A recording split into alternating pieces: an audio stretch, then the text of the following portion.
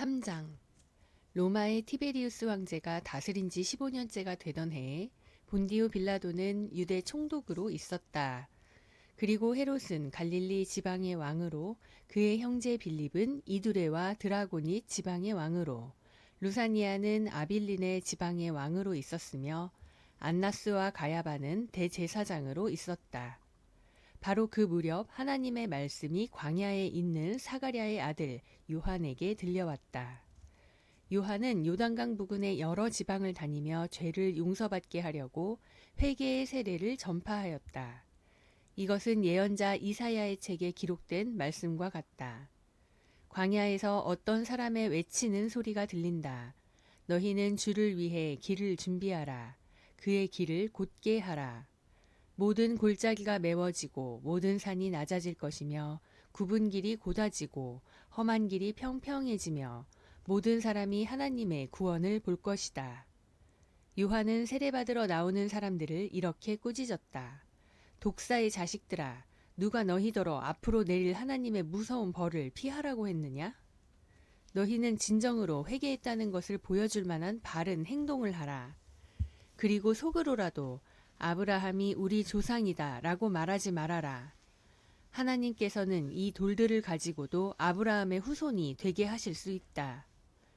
도끼가 이미 나무 뿌리에 놓였으니 좋은 열매를 맺지 않는 나무는 다 찍혀 불에 던져질 것이다. 사람들이 요한에게 그렇다면 우리가 어떻게 해야 되겠습니까? 하고 물었다. 그래서 요한은 그들에게 옷을 2벌 가진 사람은 없는 사람과 나누어 갖고 먹을 것도 그와 같이 나누어 먹어야 한다고 대답하였다. 세무원들도 세례를 받으러 와서 요한에게 선생님, 우리는 무엇을 해야 합니까? 하고 묻자 요한은 그들에게 정해진 세금 외에는 더 받지 말아라 하였다. 군인들도 와서 우리는 무엇을 해야 합니까? 하고 물었다. 그때 요한은 그들에게 남의 것을 강제로 빼앗거나 이유 없이 다른 사람을 고소하지 말고 자기가 받는 봉급을 만족하게 여겨라 하고 대답하였다. 백성들은 메시아를 무척 기다리고 있었으므로 혹시 요한이 그가 아닌가 하고 모두 속으로 생각하고 있었다. 그래서 요한은 그들에게 이렇게 말하였다. 나는 너희에게 물로 세례를 준다. 그러나 나보다 더 능력이 많으신 분이 곧 오시는데 나는 그분의 신발끈을 풀어드릴 자격도 없다. 그분은 너희에게 성령과 불로 세례를 주실 것이며 자기 타작 마당에서 모든 곡식을 키질하여 알곡은 곳간에 모아들이고 쭉정이는 꺼지지 않는 불에 태우실 것이다. 그 외에도 요한은 백성들에게 여러 가지 말로 권면하고 그들에게 기쁜 소식을 전파하였다. 그러나 헤롯 왕은 자기 동생의 아내인 헤로디아와 결혼한 일과 그 밖에 그가 저지른 모든 악한 일로 요한에게 책망을 받고도 뉘우치기는커녕 오히려 그를 붙잡아 감옥에 가둬버렸다. 모든 사람들이 세례를 받을 때 예수님도 세례를 받으셨다. 그러고서 예수님이 기도하시자 하늘이 열리고 성령님이 그에게 비둘기와 같은 모양으로 내려오셨다. 그리고 하늘에서 너는 내가 사랑하고 기뻐하는 내 아들이다 라는 음성이 들려왔다. 예수님이 기쁜 소식을 전하기 시작하신 때는 30세쯤 되셨다. 예수님은 요셉의 아들로 알려져 있었다. 요셉의 아버지는 헬리, 헬리의 아버지는 맏닷, 맏닷의 아버지는 레위, 레위의 아버지는 멜기, 멜기의 아버지는 얀나, 얀나의 아버지는 요셉이었다. 요셉의 아버지는 맏다디아, 맏다디아의 아버지는 아모스, 아모스의 아버지는 나훔, 나훔의 아버지는 에슬리, 에슬리의 아버지는 낫게였다. 낫게의 아버지는 마앗, 마앗의 아버지는 맏다디아, 맏다디아의 아버지는 서머인, 서머인의 아버지는 요색, 요색의 아버지는 요다였다. 요다의 아버지는 요하난, 요하난의 아버지는 레사, 레사의 아버지는 스룹바벨, 스룹바벨의 아버지는 스알디엘, 스알디엘의 아버지는 네리였다. 네리의 아버지는 멜기, 멜기의 아버지는 앗디, 앗디의 아버지는 고삼, 고삼의 아버지는 엘마담, 엘마담의 아버지는 에르였다.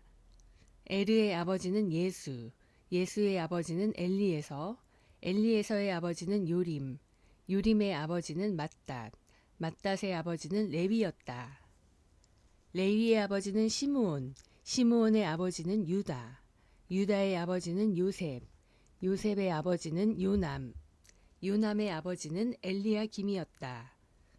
엘리야김의 아버지는 멜레야, 멜레야의 아버지는 맨나, 맨나의 아버지는 맏다다, 맏다다의 아버지는 나단, 나단의 아버지는 다윗이었다.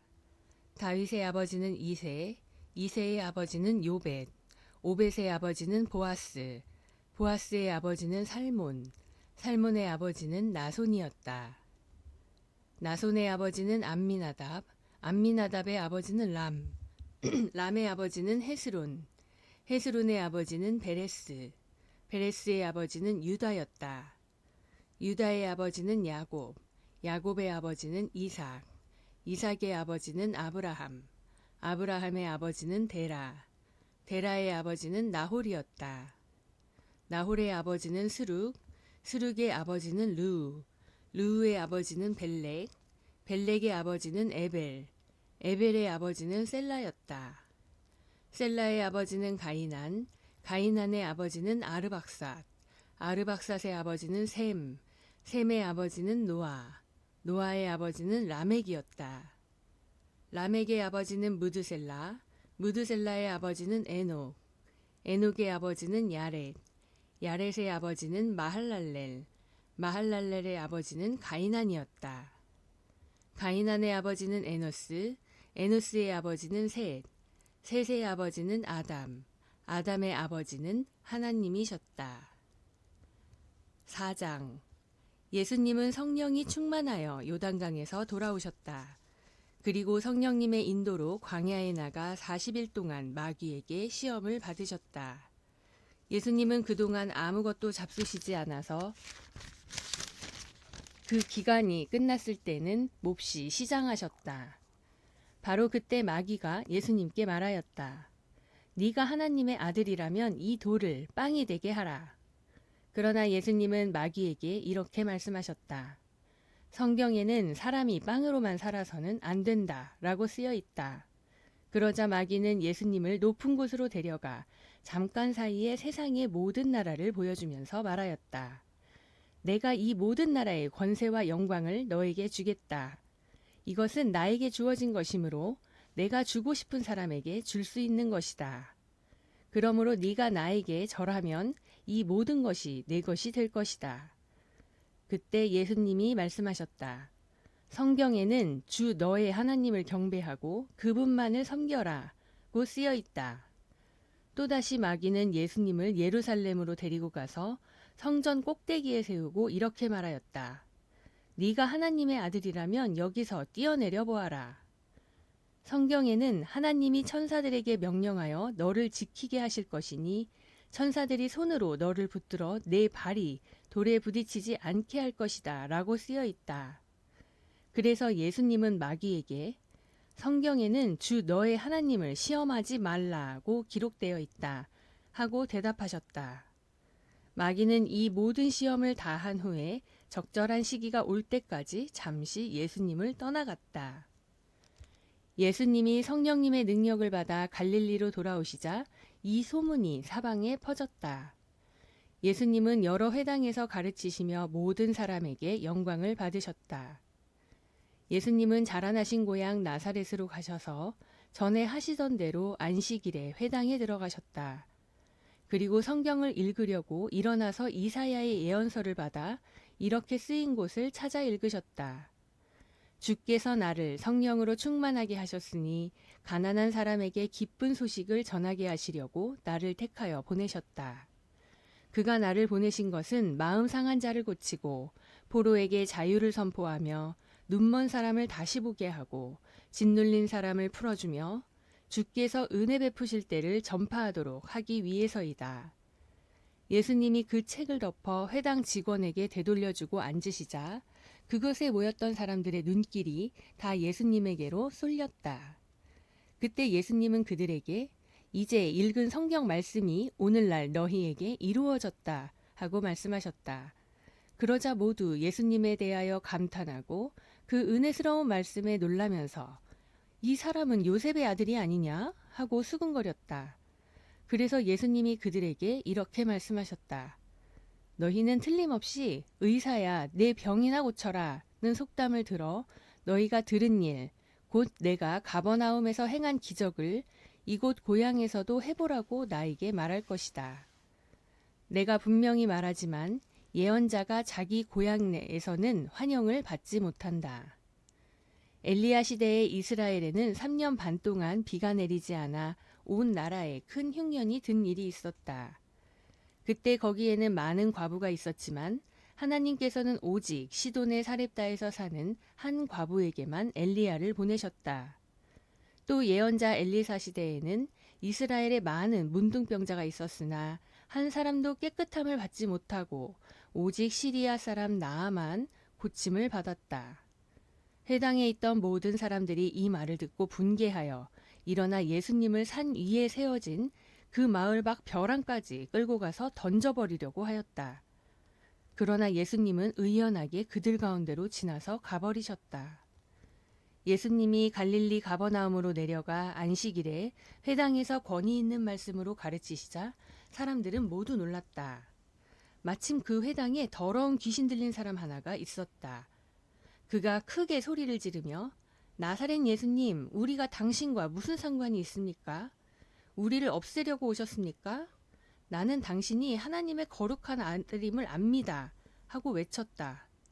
예수님이 그를 꾸짖으며 떠들지 말고 그 사람에게서 나오너라 하시자 귀신이 사람들 앞에 그를 내동댕이 치고 나가버렸다. 그러나 그에게 상처는 입히지 않았다. 사람들이 이 광경을 보고 모두 놀라 이게 도대체 어떻게 된 일이냐? 권위와 능력으로 명령하니 귀신들이 당장 쫓겨나가는군 하며 수군거렸다. 그래서 예수님의 소문이 그 일대에 널리 퍼졌다. 예수님은 회당을 떠나 시몬의 집으로 가셨다. 그때 시몬의 장모가 심한 열병을 앓고 있었기 때문에 사람들은 그녀를 고쳐달라고 예수님께 간청하였다. 예수님이 여자를 굽어보시며 열병을 꾸짖으시자 곧 열이 내리고 시몬의 장모는 즉시 일어나 예수님의 일행에게 시중을 들었다. 해질 무렵에 사람들이 온갖 병자들을 데리고 오자 예수님은 그들에게 일일이 손을 얹어 고쳐주셨다. 그리고 귀신들도 당신은 하나님의 아들이십니다 하고 외치며 많은 사람에게서 떠나갔다. 이렇게 귀신들도 예수님이 그리스도라는 것을 알고 있었기 때문에 예수님은 그들을 꾸짖으며 귀신들이 말하는 것을 허락하지 않으셨다. 날이 밝자 예수님은 마을을 떠나 외딴 곳으로 가셨다. 한편 사람들은 예수님을 찾다가 만나자 자기들에게서 떠나지 못하게 하려고 하였다. 그러나 예수님은 그들에게 나는 다른 여러 마을에도 하나님 나라의 기쁜 소식을 전해야 한다. 하나님께서는 이 일을 위해 나를 보내셨다. 하고 말씀하셨다. 그러고서 예수님은 계속 유대 여러 회당에서 전도하셨다.